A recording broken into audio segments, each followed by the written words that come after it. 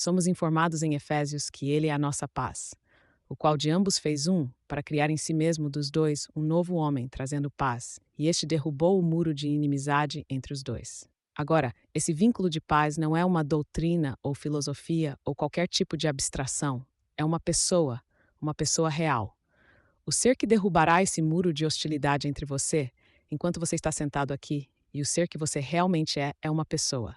Essa pessoa é Deus, é o Filho de Deus, e o Filho de Deus e Deus são um e a mesma pessoa. Agora aqui uma senhora escreve uma carta e ela disse: Eu me vi radiantemente perfeita, mas quero dizer perfeita. E ainda assim eu sabia que éramos duas pessoas. Eu soube em um momento como eu me lembrava que eu não era perfeita. Eu sabia disso, e eu me lembrei quando ouvi as palavras sede perfeitos. E agora eu sei que quando olhei para essa perfeição, era eu mesma como eu sou agora. Então eu acordei tendo visto esse ser radiante que eu sou, e ela era perfeita. No entanto, quando acordei, tropecei na porta, e então perdi a paciência e gritei com meus filhos por derramarem sabão no meu lindo carpete limpo. Então deve ter acontecido em alguma outra dimensão do meu ser, pois certamente não foi aqui que eu perdi a paciência, quando vi minha própria perfeição. Ela está certa. Enquanto ainda estivermos usando essas vestes de carne e osso, que ninguém lhe diga que você não perderá a paciência, que você não fará todas as coisas que as pessoas fazem neste mundo. Não nos é dito que o perfeito, que era o homem padrão, quando ele disse: Vá dizer àquela víbora, Herodes. Não nos é dito nas Escrituras de todas essas coisas desagradáveis que o perfeito disse, sepulcros caiados, e todas as outras palavras que acompanham isso? Enquanto estivermos envoltos em um corpo de carne e osso, certamente perderemos a paciência. Reagimos apenas. Talvez não como antes, mas então não tínhamos vergonha do que fizemos. Mas agora nos levantamos, como ela fez instantaneamente. Ela perdeu a paciência com seus filhos por derramarem. Bem, quem não faria? Sabão em seu lindo carpete limpo depois dessa visão perfeitamente maravilhosa. Então ele é a nossa paz que derrubou o muro de separação e fez de nós dois um. Agora, como isso é feito? Somos informados de que o desejo primordial de Deus era: façamos o homem à nossa imagem, conforme a sua semelhança. Somos informados de que aquele que começou uma boa obra em vocês a completará no dia de Jesus Cristo. Filipenses 1:6. Somos informados de que Jesus Cristo é a imagem de Deus, a imagem perfeita, que reflete e irradia a imagem de Deus, a glória de Deus, que Ele é a imagem expressa de Deus. Bem, agora, essa é a boa obra que está sendo feita em nós, e quando essa imagem pode ser sobreposta sobre a que ele está fazendo, e eles são um, bem, então você é Deus. Só há Deus no mundo. Não há nada além de Deus. Então Deus realmente assumiu as limitações do homem, assim como você, e ele está trabalhando de dentro e trabalhando você em sua imagem. E quando a imagem é sobreposta sobre aquele que a está fazendo, não é você e a imagem, você é o Criador. Você é o próprio Deus. Então ele se levanta, aprimorado pela razão da experiência de fazer uma imagem de si mesmo que irradia seu ser e reflete sua glória. Então sua visão era perfeita, perfeitamente maravilhosa, toda baseada nas Escrituras. Agora aqui está outra linda. Ela disse: Eu me encontrei numa linda floresta e aqui estou sentada no chão, encostada em uma árvore. Então ouvi uma voz chamando: Pai, e não respondi, porque não queria ser descoberta. De repente, um jovem apareceu vestido como um pastor e era você. Você me disse: Por que você não me respondeu? Eu tenho procurado e procurado por você. Então ela me disse: Você está sempre me procurando, mas você sempre parece me encontrar, apesar do fato de que o bom livro nos diz que depois do meu trabalho eu deveria descansar no sétimo dia. Mas você nunca me deixou. Você está sempre chamando e você sempre me encontra. Então você nunca me deixou descansar. Então ela disse: Eu olhei para você e sorri, o sorriso de um pai indulgente. E então, estranhamente, eu, uma mulher, e eu me considero muito uma mulher, senti que eu era o pai. Não me pareceu estranho ser pai. Eu não era mãe, e eu não era uma mulher, eu era pai. Agora aqui está a Escritura, o quarto capítulo de Gálatas. Quando chegou a plenitude dos tempos, ele enviou o Espírito de seu Filho aos nossos corações, clamando: Pai, Pai, mas o pai não quer responder. Como nos é dito no Salmo 44, desperta. Por que dorme, Senhor? Desperta. O pai está profundamente adormecido no homem. E quando desperta alguém que é chamado de filho de Deus, e todos são filhos de Deus, Esse filho desperto é enviado ao mundo para chamar o Pai. E aqueles em quem o tempo chegou plenamente ainda não querem responder. Eles sempre querem adiar o dia do despertar, ainda segurando essas pequenas vestes de carne e sangue, mas ele sempre os encontra. Ele sempre os encontra e não os deixa descansar. Ele continua clamando Pai. Então somos informados no 5º capítulo de João. Em verdade vos digo que os mortos ouvirão a voz do Filho de Deus, e os que a ouvirem viverão.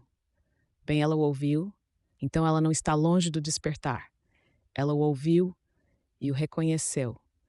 Ele era o pastorzinho, aquele que foi enviado para fazer a vontade de Deus, pois ele era o Filho de Deus, e o Filho vem somente para fazer a vontade do Pai, chamando o Pai no homem para despertar.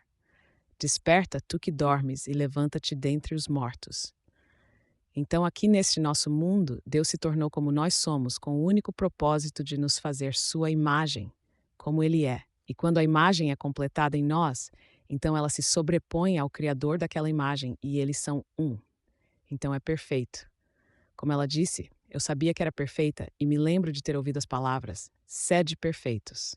Bem, a frase completa é como vosso Pai no céu é perfeito.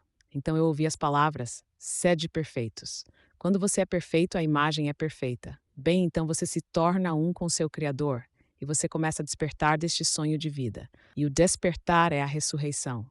Sem a ressurreição, isso seria círculos infinitos, uma repetição repetidas vezes.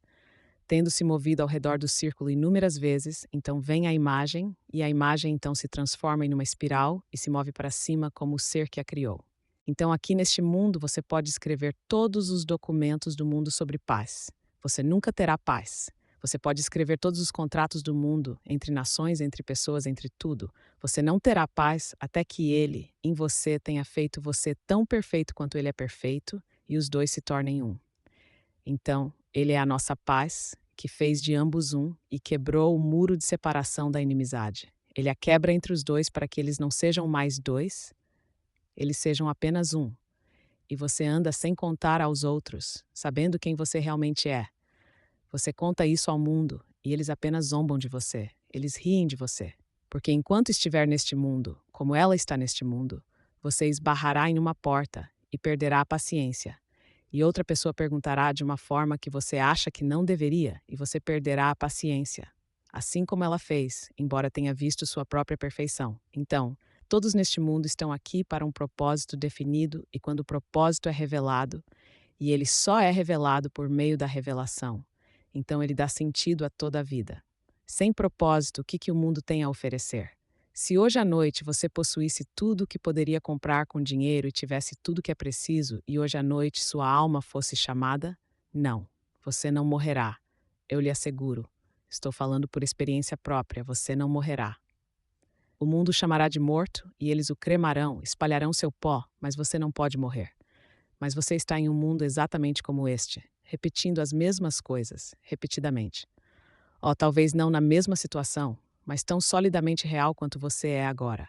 Retornou a uma forma linda e adorável, 20 anos, para continuar envelhecendo como fazemos aqui, para se casar e perder a paciência, para bater em portas mais uma vez, até que finalmente a imagem esteja perfeita. Quando é perfeito e sobreposto ao Criador daquela imagem, então você sobe para este corpo único, um Espírito, um Senhor, um Deus e Pai de todos. E você é aquele. Esse é o grande templo, o templo vivo e crescente, como nos é dito nas Escrituras. Ele cresce, pois é adicionado a cada momento do tempo conforme alguém sobe e é incorporado ao corpo vivo do Deus vivo. Você eventualmente saberá que você é aquele corpo. Você é aquele espírito, você é aquele ser supremo que é Deus, o Pai de todos. Parece incrível enquanto você se senta aqui uma pequena pessoa, enquanto eu estou aqui uma pessoa muito fraca, pequena, e esse é meu destino. Saber que sou o Criador de tudo, de todo o vasto mundo, compartilhar com todos em uma unidade aquele corpo, aquele espírito, aquele Senhor, aquele Deus e Pai de todos. Sim, todos.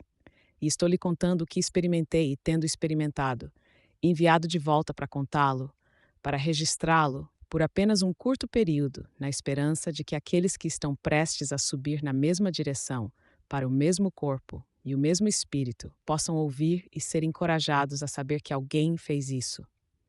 Então, quando Paulo faz a declaração, Estou diante de vocês em julgamento pela esperança naquela promessa que Deus fez aos nossos pais. Ó Rei Agripa, por que pareceria incrível para qualquer um de vocês que Deus ressuscite os mortos? Por quê? Não é a promessa aos nossos pais. Você pode pesquisar nas Escrituras, onde a promessa é feita, bem no enredo da Escritura que é Gênesis. E somos informados em Gênesis. E o Senhor disse a Israel em visões da noite, leia no capítulo 46 de Gênesis, nas visões da noite. E ele disse: Jacó, como você sabe, Israel foi o nome dado a Jacó, e Israel significa o homem que governará como Deus, não como Deus, ele é Deus. Jacó? Então Jacó responde: Aqui estou eu. Então o Senhor fala com ele: Eu sou Deus, o Deus de seus pais. Não tema descer ao Egito, pois lá farei de você uma grande nação. Eu descerei contigo ao Egito e também te farei subir do Egito. Gênesis 6, versículo 3, 4. Essa era a promessa. Você quer dizer que ele só desceu a este mundo? Bem, este mundo é o Egito. O Egito não é um lugar pequeno no norte da África. O mundo é o Egito, e o Egito é o mundo da morte, onde tudo parece desaparecer. Aparece, cresce, diminui e desaparece. Então tudo no mundo entra, cresce, diminui e desaparece. Esse é o Egito. Eu descerei contigo ao Egito, mas também te farei subir outra vez. Estou diante de vocês em julgamento nestas cadeias por crer naquela esperança que Deus prometeu aos nossos pais. E por que vocês acham incrível que Deus ressuscite os mortos? Atos 26, versículo 6, 8.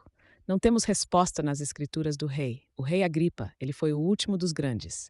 Aquele mundo estava chegando ao fim, como o nosso atual Império Britânico. Bem, está chegando ao fim. Qualquer um nascido agora, que se autodenomina príncipe, é quase ridículo neste mundo fabuloso em que vivemos agora. Então eles vêm para herdar o que? Um império em decadência. Não um império em decadência. Um que se foi, toda a sua glória se foi. Então ele vem ainda um príncipe de Gales agora, em questão de momentos. E então aqui ele está acorrentado diante do príncipe daquele dia cujo reino estava desaparecendo. Mas ele ainda tinha que se agarrar a ele. Estamos neste mundo, o mesmo mundo aqui. Isso acontece repetidamente. Então eu te digo, Deus na verdade, literalmente se tornou você, assim como você é, com todas as fraquezas, todas as limitações da carne. E não há paz no mundo para você, até que a imagem que está sendo formada em você, pelo Criador de você, seja perfeita como Ele é perfeito. Quando elas são sobrepostas uma sobre a outra, bem então você acorda do sonho da vida e ascende ao seu verdadeiro ser, o ser que é chamado de reino dos céus. Esse é o seu verdadeiro lar. Nossa comunidade está no céu. Somos peregrinos nessa terra que é estranha para nós. E somos escravizados enquanto estamos aqui e maltratados. Todos são espancados neste mundo. Mas tenha fé e coloque sua esperança totalmente naquele momento no tempo quando a imagem é perfeita e é revelada dentro de você. E você é o ser que a fez. Embora você seja o feito, você é o Criador, pois o Criador e o feito se tornam um quando ele quebra o muro de separação, de hostilidade entre eles. Então eles não são mais dois, apenas um. Então você retornará ao seu estado celestial, como Deus que desceu, e você é aprimorado pela razão da descida ao Egito. Então é como se você estivesse falando com outro, mas realmente no final não é outro. Eu propositalmente impus a mim mesmo essa limitação. Eu não tenho nenhum senso de outro agora. Mas antes havia realmente sentimentos dentro de mim de dois. Agora eu não tenho nenhum sentimento de outro. É simplesmente aquele que me formou em sua própria semelhança. E eu acordei como ele é. Ele e eu não somos dois. Nós somos um. Então essa senhora podia me ver chegando com o traje do pastorzinho fazendo meu trabalho, porque eu me enviei. O pai e o filho são um, e aquele que é enviado é sempre chamado de filho. Então ele envia o espírito do filho ao mundo, ao coração do homem, clamando: Pai. Leia no 4º capítulo de Gálatas. E aqui o homem que ouve isso, no caso dela, ela ouviu. Ainda assim, no final de sua visão, não lhe pareceu estranho que ela fosse um homem e o homem fosse um pai. Aqui neste mundo ela não é casada. Ela é muito uma dama, mas não é casada, mas muito uma pessoa feminina. E em suas próprias palavras para mim, ela disse: Eu sempre evitei o casamento.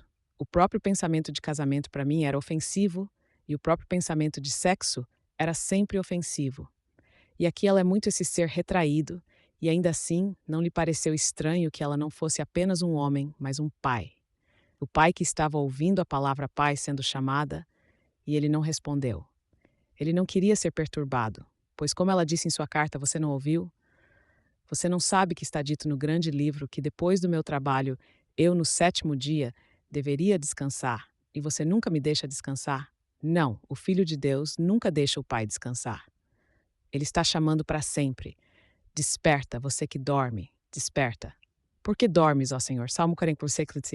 E assim, o Pai no homem realmente não pode despertar completamente, até que ele complete sua obra. Porque aquele que começou boa obra em vocês a completará até o dia de Jesus Cristo. Efésios 1. E Jesus Cristo é a imagem que ele está formando em você, pois essa é a imagem do próprio Deus, a imagem expressa de Deus que irradia e reflete a glória de Deus. Então, quando estiver completa, bem, você acordará. Então eu estou chorando e chorando durante a noite na floresta. E ela está sentada no chão. Ela não está sozinha. Outros estão ouvindo a mesma voz. Porque em verdade vos digo, disse ele, os mortos ouvirão a voz do Filho de Deus e os que ouvirem viverão. Jó 5:25. Eles acordarão do sonho da vida e acordarão e retornarão ao que eram, apenas mais gloriosos, mais maravilhosos do que eram quando desceram daquele estado exaltado. Então, todos aqui estão destinados a cumprir esse estado. Todos. Eu faço isso simplesmente por um ajuste na minha própria e maravilhosa imaginação humana. Eu me pergunto o que eu quero em vez do que pareço ter. Quando eu nomeio isso, eu me pergunto: como eu veria o mundo se as coisas fossem como eu desejava que fossem? Como eu as veria? Como seria o sentimento se fosse verdade? Quando eu sei exatamente como seria o sentimento se fosse verdade, eu tento capturar esse sentimento. E para ajudar o sentimento, eu imagino que estou vendo pessoas que eu conheço bem, e eu permito que elas me vejam como elas me veriam se o que eu estou sentindo fosse verdade. Eu as deixo me ver na minha imaginação, e quando a coisa toda está ajustada na minha mente para que elas me vejam como eu as veria, e agora produz em mim o sentimento que eu desejo. Então eu durmo. Eu adormeço nessa suposição. Essa suposição é um estado. Isso é tudo o que é um estado.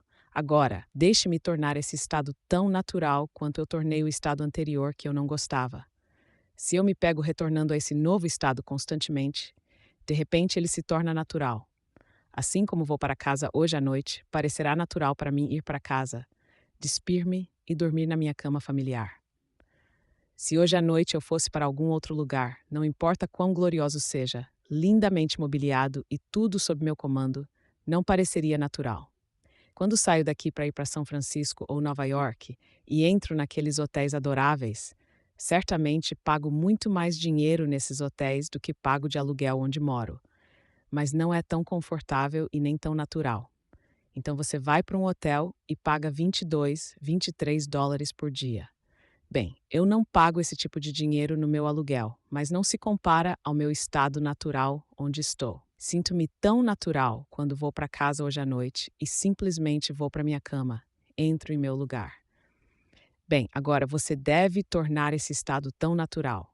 A princípio parece antinatural, como comprar um terno novo ou comprar um chapéu. Não parece natural. Então você anda pela rua e ninguém te conhece, mas você tem um chapéu novo. E você realmente acredita que todo mundo que passa está olhando para o seu chapéu, que eles podem ver um chapéu novo e eles não se importam se você está vivo ou não. Mas você está ciente do fato de que é novo, e até que se torne um chapéu velho no olho da sua mente, você está consciente do fato de que está usando um chapéu novo. Bem, você está consciente do fato de que está usando um novo estado até que o torne natural. Então, o estado ao qual você mais constantemente retorna constitui seu lugar de casa. Eu o chamo de seu lar. Agora, a maioria de nós tem essa grande fraqueza.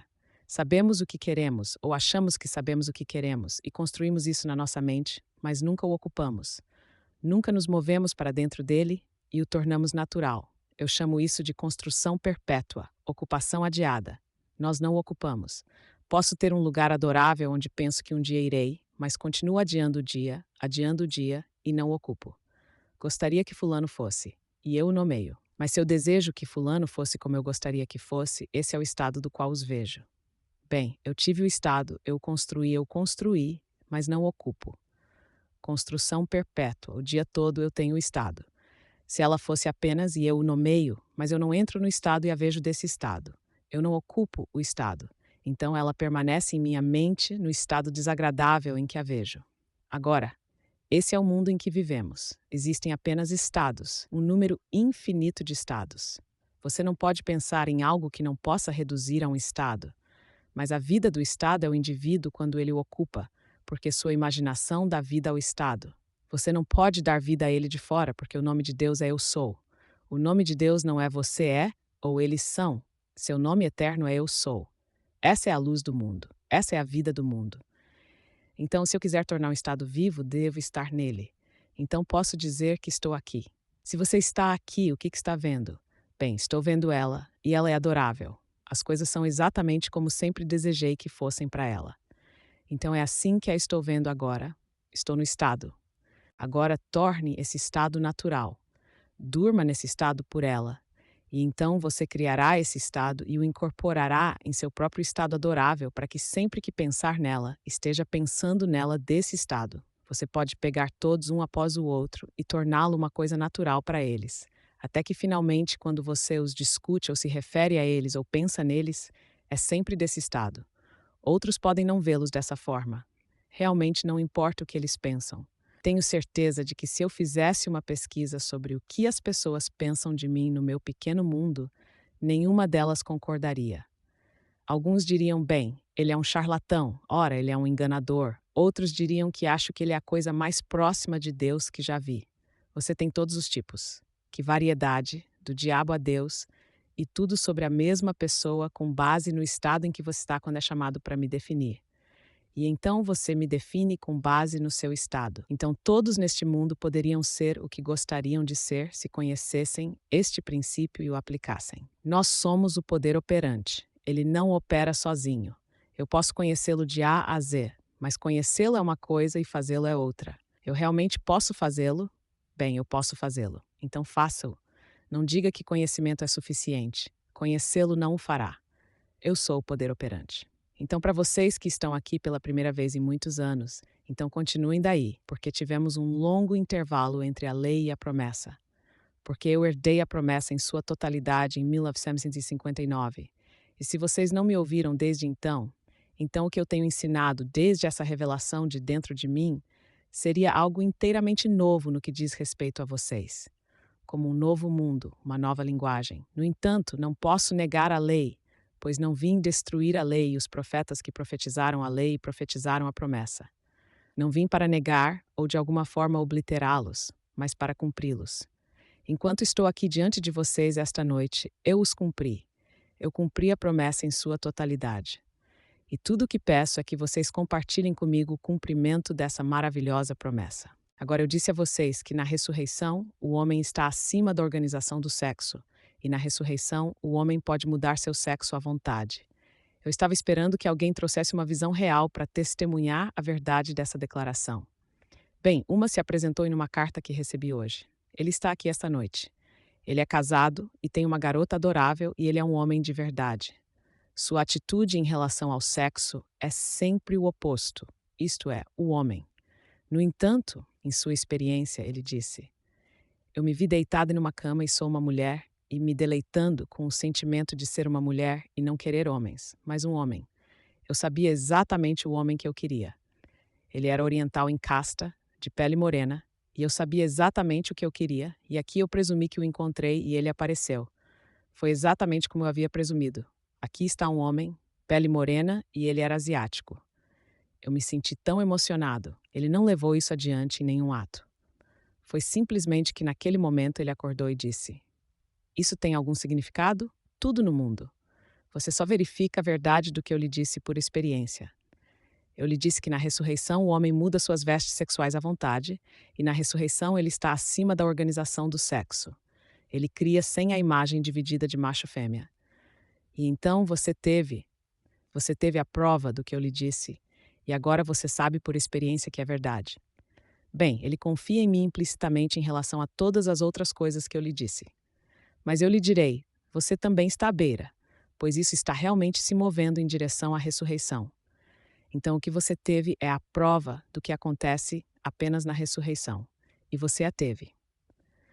Então eu acho que sua visão foi perfeitamente maravilhosa. Perfeitamente maravilhosa. Aqui está ele agora nesta sala, e ele voltou a este mundo surpreso que isso pudesse ter acontecido com ele, porque ele é um homem. Mas no final você é todo ser no mundo.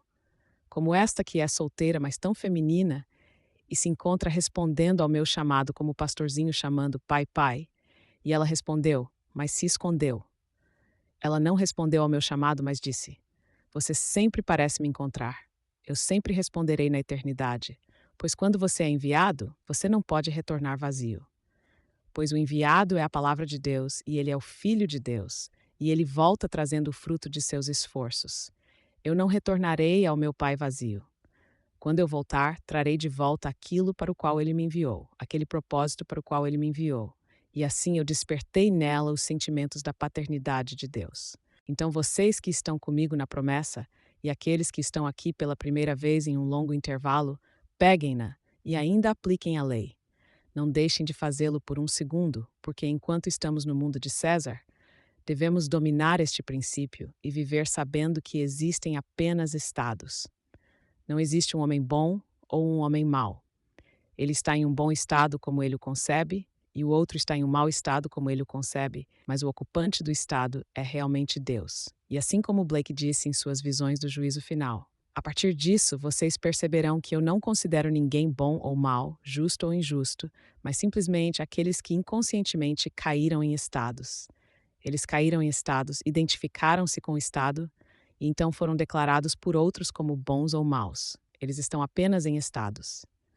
Então, esta noite, se você estiver desempregado, ou achar difícil conseguir promoção em seu emprego atual, ou estiver em necessidade, lembre-se de que todas as soluções do seu estado atual ainda são estados. Espero ter deixado claro como você se move para um estado. Você se move para um estado sabendo como você veria o mundo se as coisas fossem como você deseja que elas sejam. Então você começa a vê-las com os olhos da sua mente como se fossem verdade. E então você dorme nessa suposição como se fosse verdade. Essa suposição, embora no momento seja negada pela sua razão e seus sentidos, se você persistir nela e torná-la natural, se solidificará em fato. Agora vamos entrar no silêncio. Agora, tem alguma pergunta, por favor? Pergunta. Há circunstâncias em que às vezes as condições farão com que a ação reversa ocorra? Eu tive algumas circunstâncias que funcionaram perfeitamente nas quais o que eu desejava manifestar o fez. No entanto, houve outras que funcionaram de forma inversa. Um exemplo, eu queria demonstrar uma aparência de dinheiro, uma certa denominação, e ao fazê-lo eu me convenci de que já o havia recebido. Isso ocorreu, mas de uma forma bastante estranha. Cerca de 3 meses daquele período de tempo, me vi em um acidente de carro que me custou exatamente essa quantia de dinheiro que eu imaginava ser minha. Então, literalmente, foi tirado de mim em vez de me ser apresentado. Eu sinto que foi um resultado disso, mas talvez de alguma forma eu tenha trabalhado mal o princípio na época. Resposta: Bem, eu não relacionaria isso como reversão nesse sentido. Isso é muito mais profundo do que nosso estado atual. O presente virá. Mas se você voltar o suficiente, você plantou isso e não reconheceu a colheita quando ela surgiu. Você alimentou a sensação de perda em algum lugar mais para trás, e então veio a colheita que você não reconheceu. Agora, se você está convencido da quantidade de dinheiro que perdeu no acidente, então não volte atrás nisso, isso virá. Espero que você esteja acordado para reconhecer a colheita igual ao tempo da semeadura. Mas você não se lembra da semeadura que causou aquele acidente. Então tudo no mundo está chegando, e este seria um mundo de puro inferno para sempre se não houvesse ressurreição para nos tirar dele. Apenas causa e efeito, causa e efeito, causa e efeito. Seria terrível. No entanto, estamos vivendo em tal mundo e você o plantou em algum lugar. Você não pode voltar. Eu nem voltaria. Você plantou e colheu a colheita. Você perdeu aquela quantidade de dinheiro. Agora você também plantou essa quantia de dinheiro para vir de uma forma que você não sabia, não esperava. Ela virá. Não pense por um momento que isso foi uma reversão disso. Isso foi uma colheita de algo que você fez. Pergunta: Como você pode sair desse estado quando se encontra em um período de colheita negativa?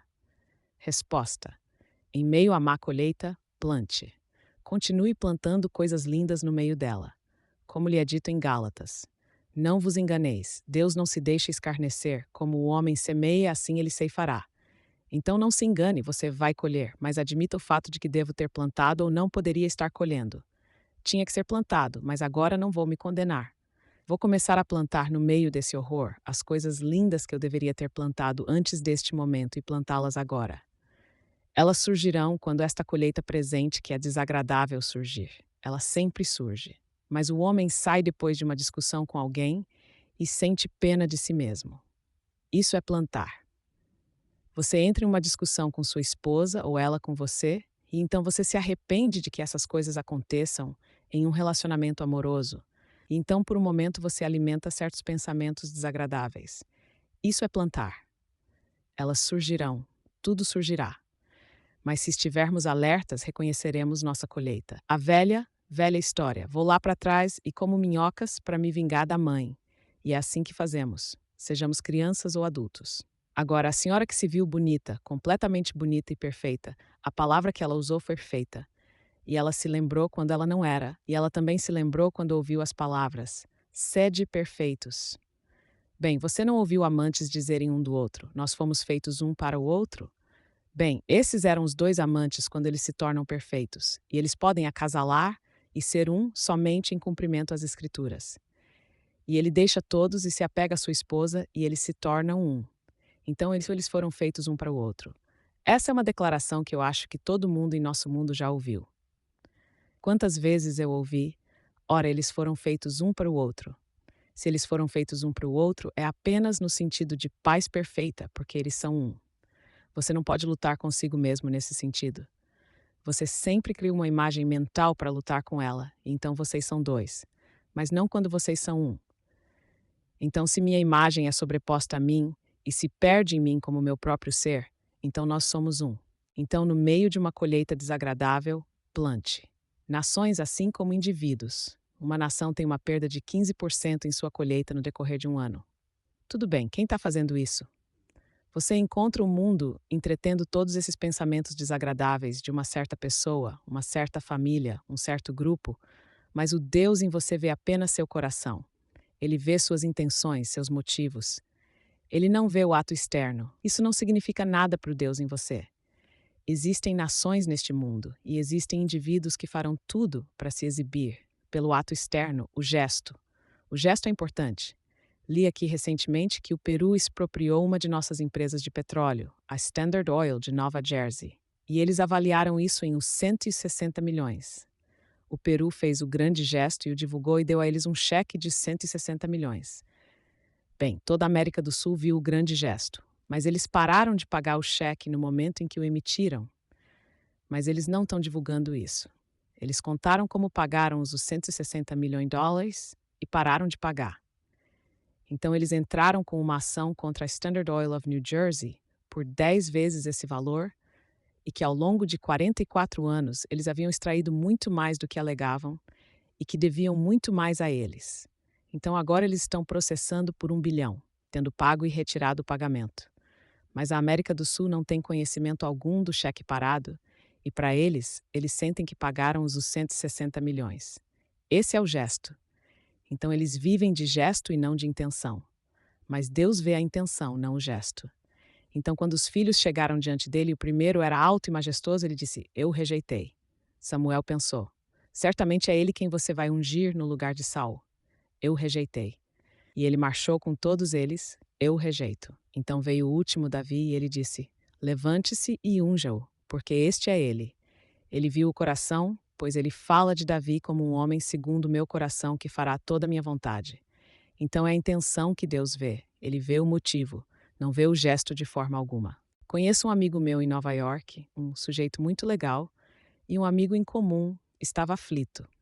O amigo em comum se virou para ele e pediu de um certo empréstimo para levá-lo para o monte. Ele disse: vou lhe dizer como levantar isso. Você vai para, digamos, 6 ou uma dúzia de nós. Coloque-me 150 por mês. Vá para Neville e ele lhe dará $150 por mês. E então os outros amigos de Neville e você levantará, digamos, $1.500 por mês. Diga a todos eles: não procure um centavo desse dinheiro até que passem 6 meses. Nesses 6 meses, encontrarei um emprego e estarei de pé. Então ele fez o gesto: coloque-me $150. Então, com base nisso, ele veio até mim e eu disse: tudo bem, coloque-me $150. Vai até meu amigo, que era um homem muito rico, e ele disse: coloque-me $250. Ele recebia o $1.500 por mês, com uma garantia de 6 meses, de que ninguém iria pedir um centavo antes dos 6 meses seguintes. Ele vai até o primeiro que sugeriu a ideia e diz: oh, que momento terrível para vir até mim. Este é o momento em que não tenho um centavo para gastar. Todos os outros de nós cumprimos com nossa obrigação, mas ele fez o grande gesto. Não tinha intenção desde o início de dar a ele um centavo, mas nós caímos na gargalhada. Tudo bem, eventualmente ele pagou de volta, pagou cada centavo de volta. Mas aqui estava alguém que passou pela vida dessa maneira. Toda a sua vida foi um gesto. Ele devia a cada pessoa na cidade e seguiu em frente, sempre esse grande gesto. Possuir apartamentos, possuir carros, possuir casas de campo, possuir todos os tipos de coisas, e não possuir nada. Mas ele viveu dessa maneira, no grande gesto. Bem, Deus vê apenas o coração, vê os motivos, a intenção e não vê o gesto. E o mundo tem muito a ver com o gesto, estar bem vestido, estar apresentável e todas essas coisas. Deus não vê isso. Aquele algo que ninguém vê, ele vê. Ele vê o motivo por trás do presente do pão. Foi dado com a intenção de um dia exigir mais, ou foi dado sem esperança de retorno, sem pensamento de retorno?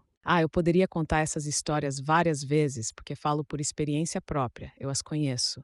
Um sujeito em Nova York veio quando eu não tinha dinheiro, não tinha muito, e eu pensei que era um prazer. Eu pensei que era. E então ele trazia em uma noite de semana, digamos, uma rodada de sanduíches e talvez algumas caixas de leite e coisas dessa natureza. Nada de bebida alcoólica, porque ele não tinha tanto.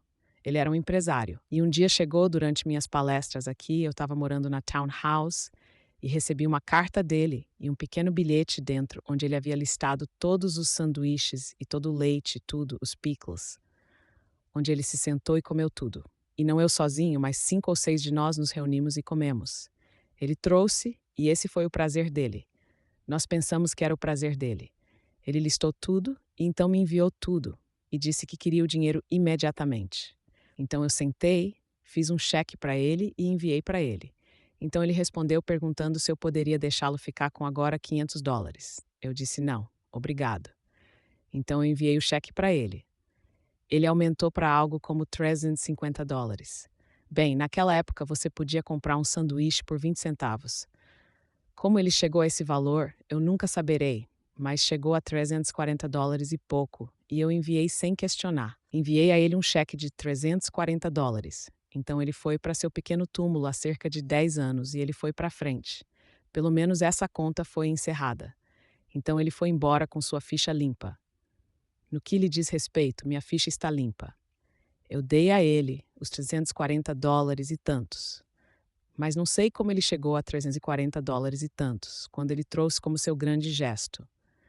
Ele queria fazer um banquete e era nosso lugar. Então ele veio ao meu apartamento e nós colocamos o café e fizemos café. Então ele tomava leite e ele trouxe todas essas coisas. Então ele tinha discriminado e guardado, até me deu as datas. Como eu poderia verificar? Então veja, ele estava fazendo tudo com intenção e aquele gesto era tão falso quanto uma nota de $3. Então, neste nosso mundo, seja normal, seja natural. Você não precisa fazer nada a ninguém. Vá para dentro de si mesmo e aproprie-se de um estado. Então, se forem necessárias 10.000 pessoas para ajudar o nascimento desse estado, 10.000 pessoas virão, sem o consentimento delas. Então, elas não precisarão enviar, depois de muitos, muitos anos, uma pequena conta, dizendo quão bom, semelhante a Cristo e generoso você foi, e pagar agora. Obrigado.